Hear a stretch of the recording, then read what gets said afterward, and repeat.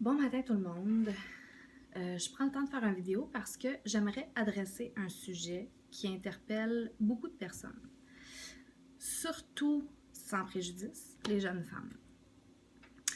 C'est un sujet qui est un peu tabou, je vais vous dire, c'est la jalousie. Je veux commencer par dire que souvent les femmes, quand on se sent jalouse, on s'en sent coupable. Je veux clairer ça du début. La jalousie, c'est une émotion comme une autre. C'est une émotion comme la colère, comme la peine, comme la frustration, la joie, la gratitude. Ceci étant dit, la jalousie, c'est une émotion authentique et véritable. La ligne mince qui tranche entre la jalousie saine et la jalousie malsaine, c'est pas la jalousie elle-même, c'est la réaction à la jalousie. Normalement, quand on est jaloux, c'est une émotion qui est vraiment envahissante. Puis, je sais pas pour vous, je vais parler pour moi, là, la jalousie en dedans, ça me fait bouillir. J'ai envie d'arracher des têtes. Ceci étant dit, la colère aussi, elle me fait bouillir, puis ça me donne envie de frapper du monde.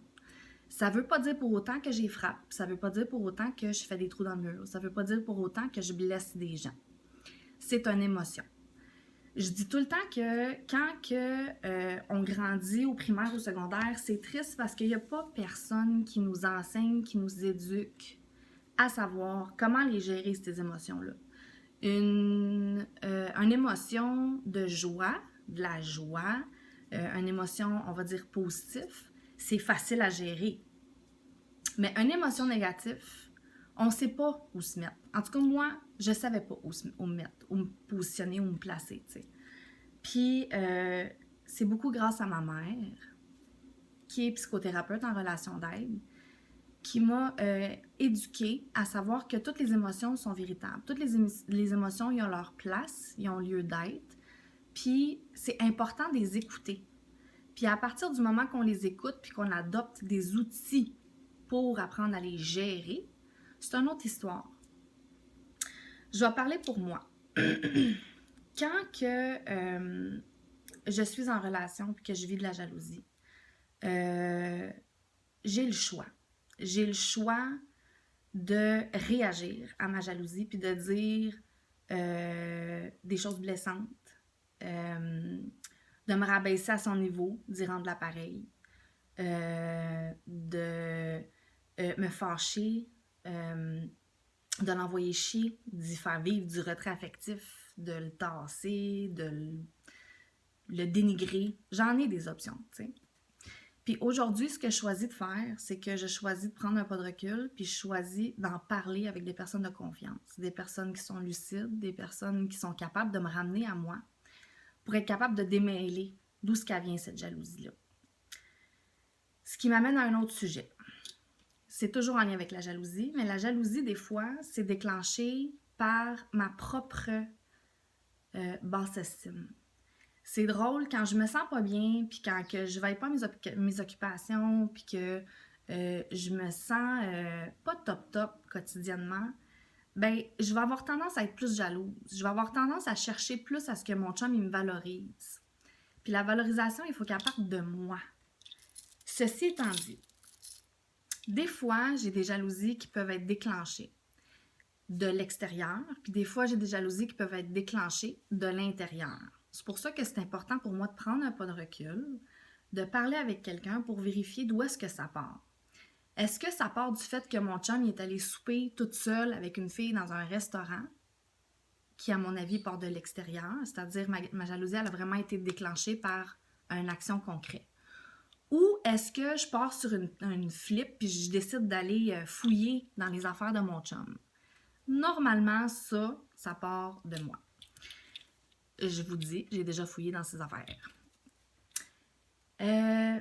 Tout pour dire que quand ça part de moi, c'est pas nécessaire que je le fasse subir à mon chum. Je pense pas qu'il mérite de se faire responsabiliser de mon émotion si c'est juste moi avec moi qui se sent pas bien. Par contre, c'est toujours important pour moi de le dire. C'est-à-dire, si je vis de la jalousie, je peux y dire. Ces temps-ci, je vis de la jalousie, je me sens insécure, j'ai besoin que tu me rassures. Puis c'est super difficile à faire parce que ça implique que je me montre vulnérable, que je dise « Hey, ça va pas bien, je me sens faible, tu peux-tu m'aider? » Chose qu'il n'y a pas beaucoup de personnes qui aiment faire. Je connais pas beaucoup de personnes qui sont capables de s'assumer dans leur jalousie puis qui sont capables de dire « Je me sens jalouse ». Puis c'est comprenable parce que c'est honteux. Mais à partir de là, j'ai le choix, moi, de changer ma perception des choses, de décider que c'est honteux ou de l'assumer. Puis quand je l'assume, il y a un dicton qui dit « Ce qu'on fait face s'efface, ce qu'on fuit nous poursuit ». Quand je l'assume, à ce moment-là, c'est plus facile pour moi de le gérer. Si je prends un pas de recul puis je me dis « OK, qu'est-ce que je vis là? Là, en ce moment, je vis de la colère, je vis de la peine, je me sens jalouse. OK, ça part de moi ou ça part d'une action que mon chum y a posée? Si ça part d'une action que mon chum a posée, à ce moment-là, je peux lui en parler calmement puis avec amour. Je ne suis pas obligée d'y rentrer dedans. De toute façon, quand on rentre dans quelqu'un, la majorité du temps, les gens ils tombent sur la défensive et ils n'entendent pas ce qu'on essaie de dire. Fait que c'est tout en mon intérêt d'approcher la personne puis de dire avec amour comment je me sens. Ceci dit, c'est pas tout le monde qui va recevoir quelqu'un qui parle de son cœur et qui va pas sentir le besoin de s'en servir, c'est-à-dire d'abuser de l'intégrité ou de la vulnérabilité de quelqu'un. Mais moi, aujourd'hui, je choisis les gens autour de moi qui sont capables de l'entendre. Puis c'est des gens aussi que j'aime, donc que je suis capable d'entendre moi aussi, pour apprendre à être en relation, puis pour que les cœurs se touchent. Mon chum, c'est quelqu'un avec qui je me sens à l'aise d'y dire quand quelque chose me dérange. Je dis pas que je le dis tout le temps comme il faut. Des fois, je suis pas des coches. Mais quand je prends le temps de prendre un pas de recul, puis de réfléchir, puis de filtrer ce que j'ai à dire avec des gens que j'aime, je suis capable, à partir de là, de me responsabiliser. Puis me responsabiliser, c'est de dire, tu sais, je me sens jalouse, puis j'aimerais ça que tu fasses attention dans telle circonstance. Si je te le dis pas, que je me sens jalouse, ben tu le sauras pas. Tu pourras pas deviner. Puis, soi-disant, la communication, pour moi, c'est de l'or. C'est indispensable dans mes relations. Parce que, du moment que je réussis à dire les choses, je suis plus obligée de faire subir les choses. On a l'impression, des fois, quand on ne dit pas les choses clairement, qu'on les dit pas.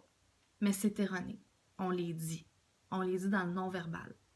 On piétine fort, on claque la porte, on donne de l'attitude. Moi, je suis bonne avec l'attitude, t'as-tu vu? Moi, te le dire, moi, comment ça se passe. Puis c'est pas fructueux dans ce temps-là. Les gens, ils tombent en réaction, puis on n'arrive pas à régler le conflit. Fait que du moment que moi, je décide que je vais être consciente, puis je veux prendre un pas de recul, puis je veux réfléchir, je veux me responsabiliser, mais quand j'arrive à en parler, j'arrive avec une solution concrète, avec un besoin concret. Puis grâce à ça, aujourd'hui, je suis entourée de plein de personnes qui sont absolument extraordinaires. Puis je vous souhaite vraiment la même affaire.